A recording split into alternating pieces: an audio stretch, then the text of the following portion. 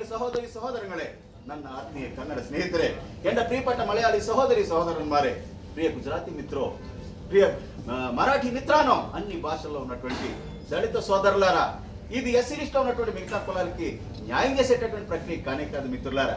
ఎందుకంటే రిజర్వేషన్ పేరుతో మనకు పడేసేది ఎంగిల్ వ్యక్తులు మాత్రమే. ఇందులో ఓటాల కోసం కొట్టుకుచామని మోడీ గారు, చంద్రబాబు నాయుడు, రేవంత్ రెడ్డి అన్ని రాజకీయ పార్టీలు కూడా మనపై కుట్ర చేస్తా ఉన్నాయి మిత్రులారా. అలాగే మరి దళితుల మేనమామ, హోల్సేల్ మేనమామ అయినటువంటి మన జగన్మోహన్ రెడ్డి గారు ఇంతవరకు కూడా తన స్టాండ్ ఏంటో చెప్పలేదు. అన్ని రాజకీయ పార్టీలు మన సామాజిక వర్గాన్ని టార్గెట్ చేసి తొక్కేస్తా ఉన్నాయి మిత్రులారా. మన ఉనికిని, మన ఎగ్జిస్టెన్స్ ని కాపాడుకునేటటువంటి పరిస్థితులు ఏర్పడ్డాయి. కాబట్టి ఈ తెలుగు రాష్ట్రాల్లో ఉన్నటువంటి మాల సోదరులందరూ కూడా, దేశవ్యాప్తంగా ఉన్నటువంటి ఎస్సీ వర్గీకరణ వ్యతిరేకించేటటువంటి వర్గాలందరూ కూడా బయటకు వచ్చి శాంతియుతంగా, ప్రజాస్వామ్యయుతంగా మోడీ మీద, చంద్రబాబు మీద, అలాగే ఎవరైతే ఎస్సీ వర్గీకరణ సమర్థిస్తా ఉన్నారో వీళ్ళందరిపై పోరాటం చేయడానికి సిద్ధం కావాలని కోరుకుంటా ఉన్నాను మిత్రులారా. చంద్రబాబు నేను కోరుకునేది ఒకటే, సామాజిక వర్గం సామాజిక న్యాయం పేరుతో మాకు పడేసేటటువంటి ఇంగిలి మెతుకుల్లో షేర్ల కోసం షేర్లు చేసేసి సామాజిక న్యాయం అంటా ఉన్నారు కదా. చంద్రబాబు గారు మీ సామాజిక న్యాయమే మీ సిద్ధాంతం అని చెప్తా ఉన్నారు కదా. ఈ దేశంలో ఉన్నటువంటి భూముల విషయంలో సామాజిక న్యాయం అక్కర్లేదా?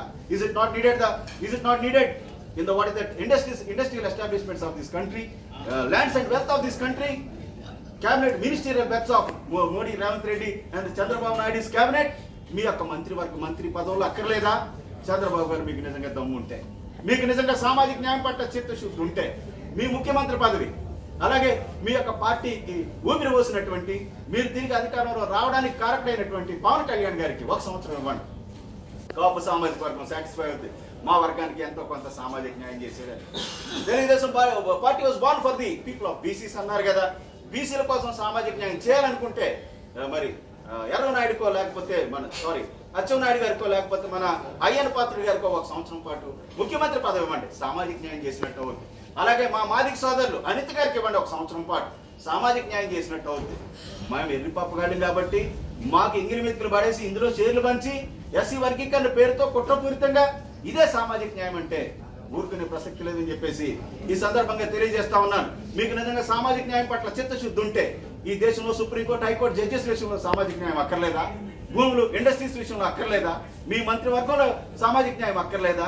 ఓన్లీ మాకు పడేసే రిజర్వేషన్లోనైనా, ఇంగిలి మెతుకుల్లోనైనా సామాజిక న్యాయం అని చెప్పేసి ఈ సందర్భంగా ప్రశ్నిస్తా ఉన్నాను మిత్రులారా. దేశవ్యాప్తంగా ఉన్నటువంటి అన్ని భాషల్లో ఉన్నటువంటి